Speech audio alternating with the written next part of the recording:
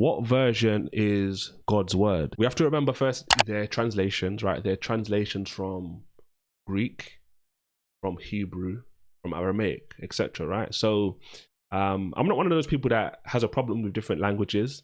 I think Acts chapter 2 and what happens there on the day of Pentecost kind of showcases explicitly that God does not have an issue with multiple different languages. And this kind of answers that question as well, right?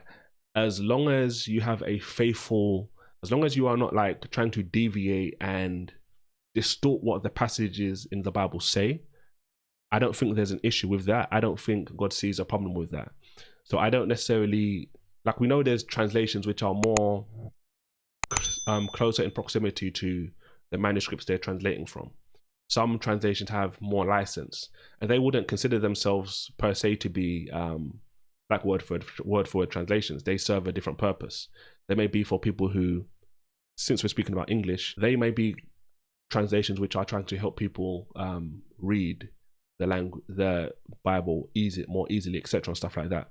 Multiple translations are all translating from the manuscripts which we believe go back to the inspired autographs, right? The originals, which have obviously were copied down into the manuscript tradition that we have today.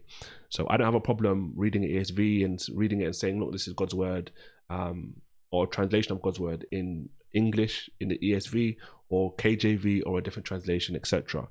Obviously, like I said, some translations are veering more away, and they aren't considered in the same light as translations which are more word for word and try to be a literal equivalence. Definitely, I'd recommend anybody read the book of Acts chapter 2. It gives a list of different languages here, right? About 17, if memory serves me correctly, and they can all hear in their own language, right? And ultimately, this was God's doing.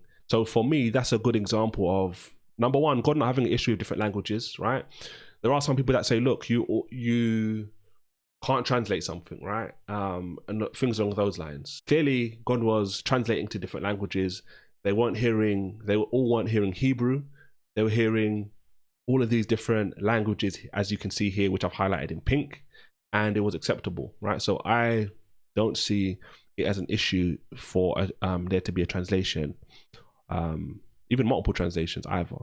Thank you so much for watching that video. That was a clip from our weekly live Q&A we do every Wednesday, 5 p.m. Eastern Standard Time and 10 p.m. UK by God's grace. You can watch the whole of that actual live stream right here.